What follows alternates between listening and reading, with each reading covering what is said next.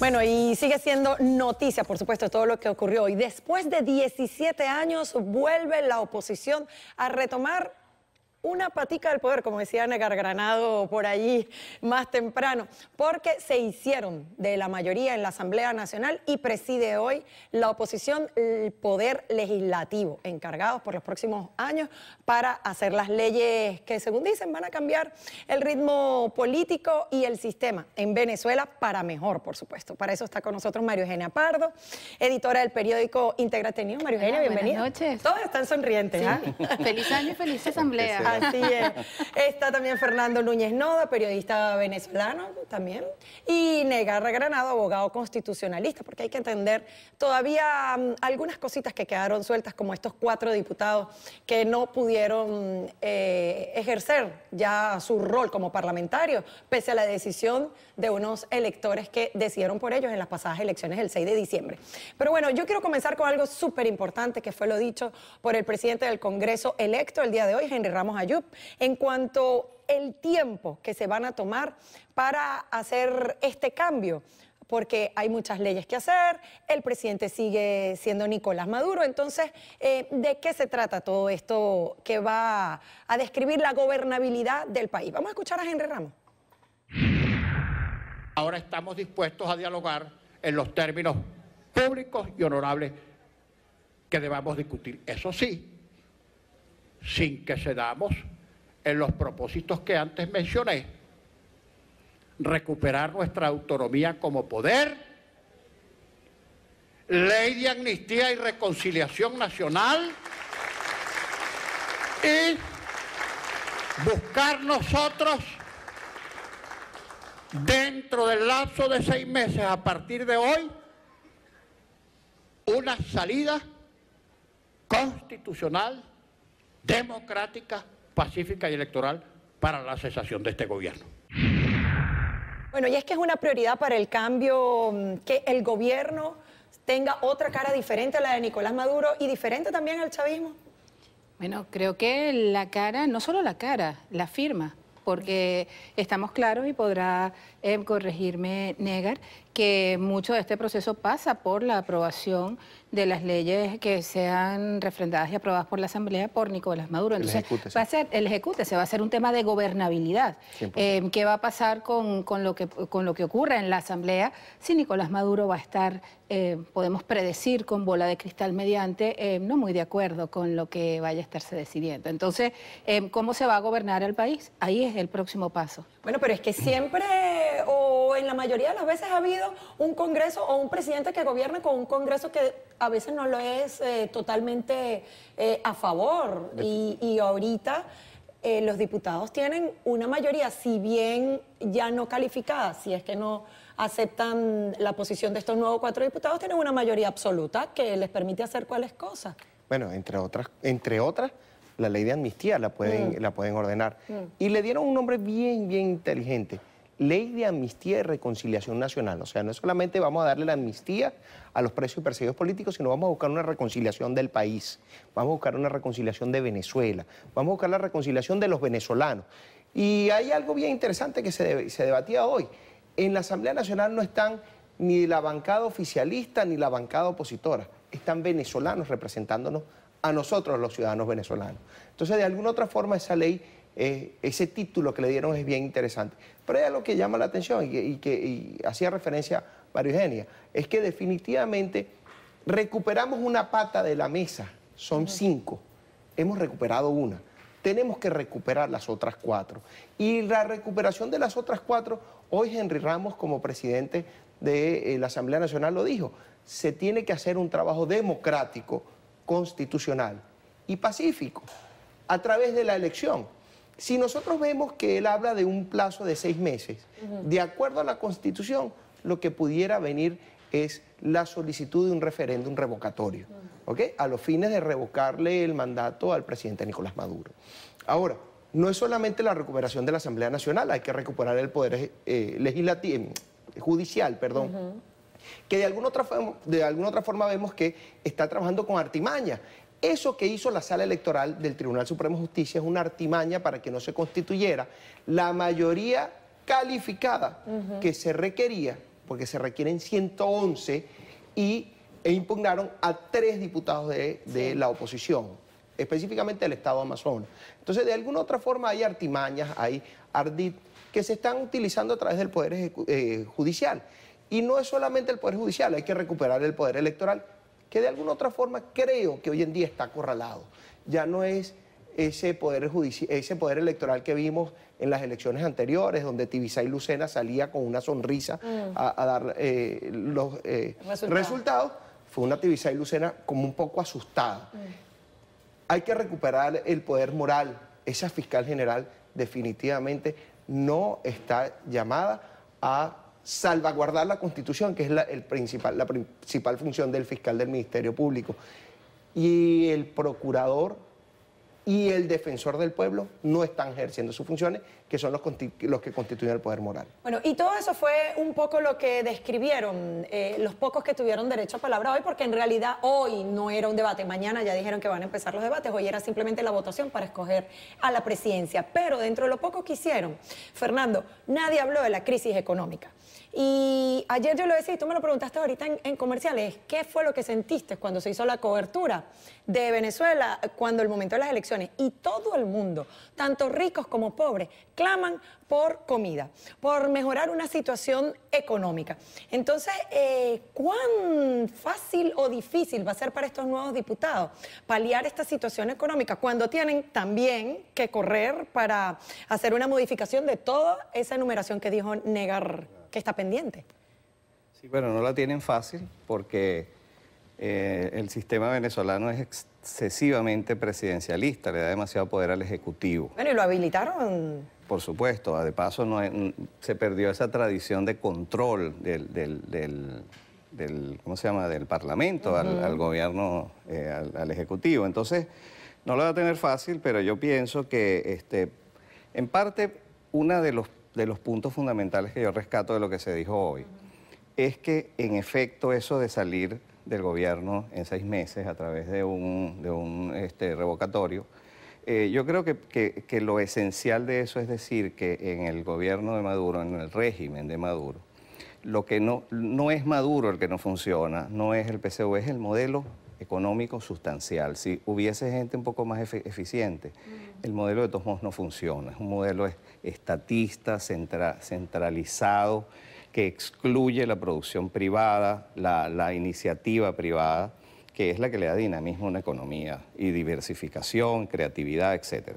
Entonces, yo sí creo que ese punto político, para mí, es esencial para que haya un cambio de fondo en Venezuela. Ahora, en cuanto a lo que se puede hacer hasta que eso ocurra, bueno, indudablemente se pueden promover algunas leyes, se puede pedir que se controle mejor y que se audite mejor lo que están haciendo los ministros, que gastan sin ningún control. No tenemos cifras económicas, por ejemplo. ¿Cómo se puede planificar todas las organizaciones públicas, privadas, las alcaldías, las gobernaciones? Bueno, ahora los ni presupuestos siquiera pasan por la aprobación de los diputados, ¿no? Exacto, revisar esos presupuestos, para qué se están presupuestando esas cantidades, cómo se están ejecutando. Bueno, se puede hacer una cantidad de trabajo contralor, una cantidad de trabajo revisor de lo que está haciendo esa gente, obligándole a las organizaciones a que publiquen la información, a que digan qué es lo que están haciendo. En Venezuela no se sabe qué es lo que hace Petróleos de Venezuela, por ejemplo. No se sabe exactamente cuánto producimos, no se sabe cuánto entra a la empresa y cómo se gasta. Ese tipo de cosas ya sería importante. Se habló también de una ley de producción nacional que fomente la participación del sector privado, que se recuperen probablemente, si se puede, no sé si eso se puede, pero específicamente si se pueden recuperar muchas de estas empresas las que se estatizaron, que todas han quebrado, se pueda revertir un poco ese proceso y en todo caso estimular la producción nacional privada, que yo creo que es el secreto. ¿Y tú crees? Yo sé que se ganaron la oposición, pero es que ya hoy se dio una muestra de lo que está dispuesto a hacer el oficialismo. Y lo digo porque se hicieron de todo lo que les valió para no aceptar a estos 4 diputados, como decía Negar, que les quitaron la mayoría calificada. Hoy vimos ese tú a tú y ese dime y diretes que tuvieron entre los mismos miembros de la comisión que se encargó de revisar las credenciales, y no se les permitió. El diputado Carreño tuvo el argumento jurídico, él hizo de juez dentro de la Asamblea Nacional y ni siquiera se le dio la palabra al diputado Jorge Millán, que también estaba dentro de la misma comisión encargada de ver quiénes eran los 167 diputados. Vamos a hacer un contacto justamente con Jorge Millán, desde Venezuela, diputado de la oposición, quien protagonizó pues también este careo con el diputado oficialista Pedro Carreño para que nos cuente qué va a pasar y qué fue lo que sucedió en la mañana de hoy en la Asamblea Nacional con estos 4 diputados que han sido impugnados. Bueno, hoy, como es el procedimiento normal, se designa una comisión para revisar las credenciales. La función de la comisión es simplemente revisar qué diputados están presentes y qué diputados no están presentes. En este caso, Pedro Carreño, como miembro de la comisión, se extralimitó al incluir un tema que no estaba en la agenda, porque solo había en Cámara los 163 diputados. La protesta no está en el sentido de que él alega que el resto de los diputados no está producto de una medida judicial y por el tema de la acción del TCJ, lo cual es absolutamente falso. Simplemente había que calificar los diputados presentes y recurrir a la instalación. Así que nosotros protestamos enérgicamente, sabíamos que la primera parte de la instalación íbamos a tener las restricciones que hemos tenido como fuerza democrática, siempre que ha estado conduciendo el Parlamento, el PSUV, pero bueno, alzamos la voz y luego aceleramos el proceso.